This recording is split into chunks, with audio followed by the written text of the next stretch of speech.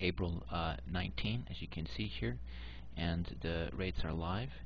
And I have some. First, I want to start off with the long term, the long range, and go into the short range. And as you see here on the Euro-US dollar, I'm focusing on the Euro because it's the highest volume, and most people are attracted to Forex because of the volume. So the highest volume is actually the root, which here is the US dollar of the Forex, and I don't know how long that will last, but you know, and what the currency will come next. But right now it's the Euro and Eurozone dollar and the US dollar. Euro is the second largest. Of course, Deutsche Bank represents probably the largest figure in the Euro currency, and is also the largest trader of the Euro, or holder. Okay, so here, as I had described in the second video, we started off in the 30th of March, the 1st of April here, by identifying the trend as positive, as upward. And why is it identified as upward? Because if you look at this, you will see that there these support lines that are automatically calculated. As you can see here, the S1, R1, R2, and pivot. They are the classic floor trader pivots, and you know, most of these lines, they work. You know, they're calculated by Fibonacci or some other calculation, which is generally around the classic formula. But generally, you can see them working.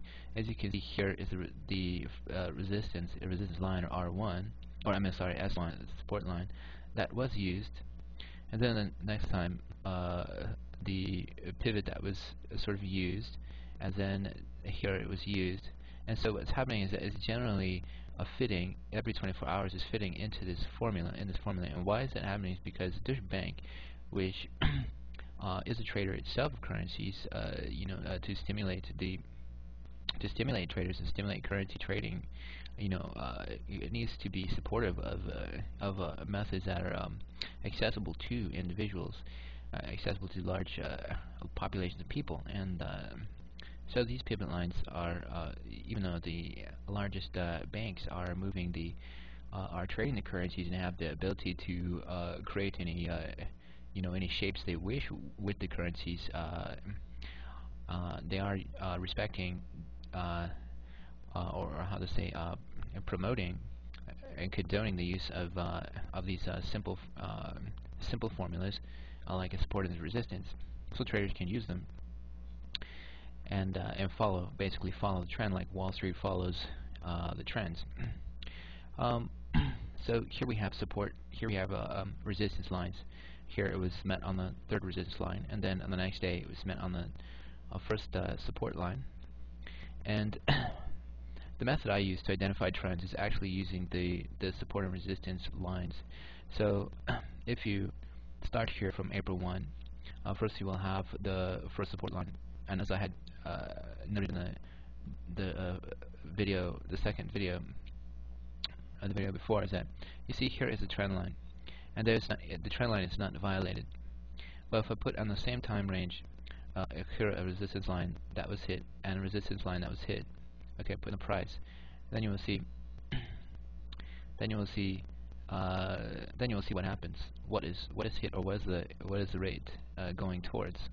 And so actually it is hit here, and what is it going towards is the resistance lines each day that it breaks. You see, it breaks the resistance lines, and we use these resistance lines to create the trend lines. Okay, so we're connecting diagonally the trend lines. So each day these support and resistance lines are pre-calculated. Okay, so right now we have about what time is it? 10:30 GMT. Okay, 10:30 a.m. So 10 hours have passed, and at 0 GMT these support lines were calculated. So that in itself is okay. So horizontal, but we do not trade left and right. We trade up and down. So how can we determine the direction of of our trades? Determining the direction of the trades would actually, after we have determined the horizontal values, which are actually price values themselves, these horizontal values, then we would connect them diagonally. Okay, so this is in the time of 1 day or 2 days or something. Here's the connect this resistance, and then connect the next resistance line that was used, and we connect it diagonally. Connect the support line that was used, and then connect the next one. Here, a support line was not used, so we connect it here. And the price going towards, what is it breaking? What line is it breaking? So, in this way, these trend lines, so angular trend lines, actually represent the angles of the horizontal support lines, and resistance lines, and pivot lines. So I never use the central pivot line. Consider this an average. This is not an average. I use the extremes. Those are the resistance lines, support lines, to create the trend lines. And the price will have to break those to show to us direction. So here we have that happening. So what happened at this time? Of course, we were in a buy, and so this time we want to move with the price. So we move from the support line to the new support line that was made. Here's the new support line made.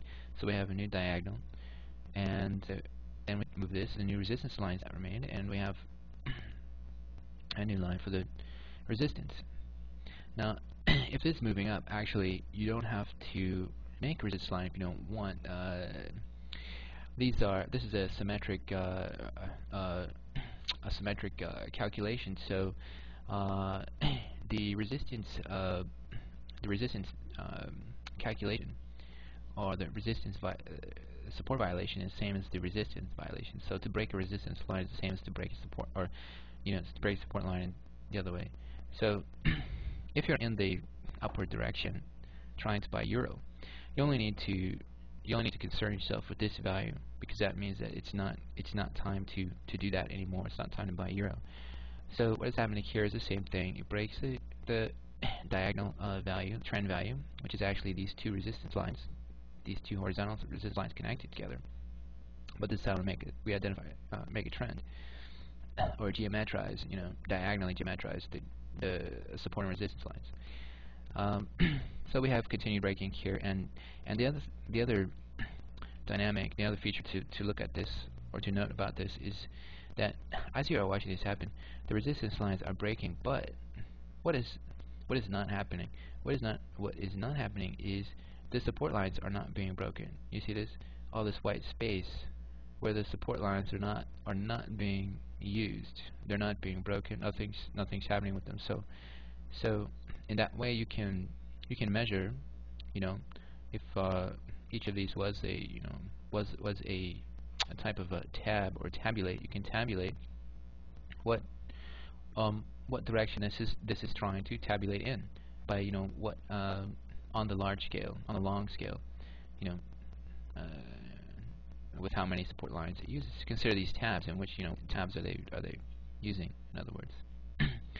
So anyway, here the support line is not being used, so we move it. We continue to move it.